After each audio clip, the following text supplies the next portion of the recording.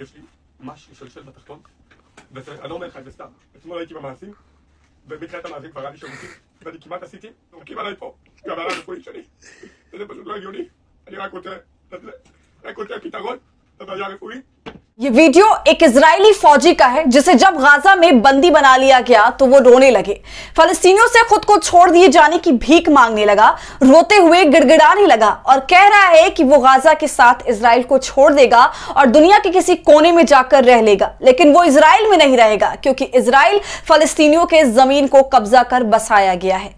नमस्कार, आदाब, आप देख रहे खबर अड्डा और मैं हूं आपके साथ सुम्बुलीरम। ये एक इजरायली फौजी है। आपको पता है कि इजराइल के हर नागरिक को फौजी ट्रेनिंग लेना और सेवाएं देना अनिवार्य है और इस फौजी की बातें पूरी दुनिया को कान खोलकर सुननी चाहिए जो आज आंखें बंद कर इजराइल के समर्थन में अंधे हुए पड़े हैं। दरअसल इस इजरायली फौजी को फलस्तीनियों ने बंधक बना लिया है और जिस बहादुरी के साथ फलस्तीन इजराइल के आतंक का सामना कर रहा है उसे पूरी दुनिया खुली आंखों से देख रही है।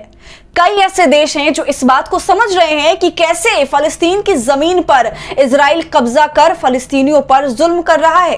पिछले कुछ सालों के आंकड़े उठाकर देख ले तो आप चौंक जाएंगे कि हजारों आम फलस्तीनी इजराइल के जुल्म का शिकार हो चुके हैं, लेकिन दुनिया मौन साध कर ये सब देख रही है।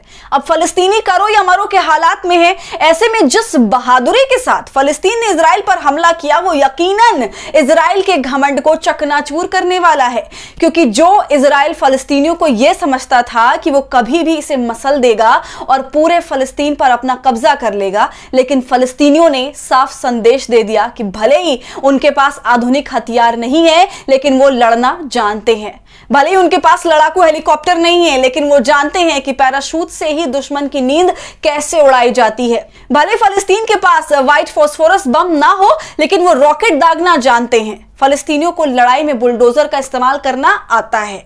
तो उसी लड़ाई के बीच एक इजरायली फौजी फलस्तीनियों के हाथ लग गया जो अभी फलस्तीन के बंधक में है। एक बार पहले आप उसे इजरायली फौजी को सुने। ואני לא אומר לך את זה סתם. אתמול הייתי במעשים, ובתחילת המעשים כבר היה לי שירותים, ואני כמעט עשיתי קקי בתחתונים שלי. למה? זורקים עליי פה, גם על הרפואית שלי. וזה פשוט לא הגיוני. אני רק רוצה פתרון לבעיה הרפואית. तो भले ही आप उस फौजी के शब्दों को समझ नहीं पाए हो, लेकिन भाव भंगिमा से ये समझ गए होंगे कि वो रो रहा है, परेशान है, फलस्तीन के सामने गिड़गिड़ा रहा है और वो कह रहा है कि promise to leave your country. और सिर्फ फलस्तीन ही नहीं छोड़ूंगा बल्कि इजराइल भी छोड़कर दुनिया के किसी कोने में चला जाऊंगा, फिर वापस कभी लौट कर नहीं आऊंगा। वहीं ये फौजी आगे कहता है कि ये सभी इजरायलियों को पता है कि ये देश उनका नहीं है बल्कि उन्होंने इसे कब्जा कर रखा है, लेकिन वो दिन भी आएगा जब सारे इजरायली इजराइल छोड़कर वहां चले जाएंगे जहां से ये आए थे।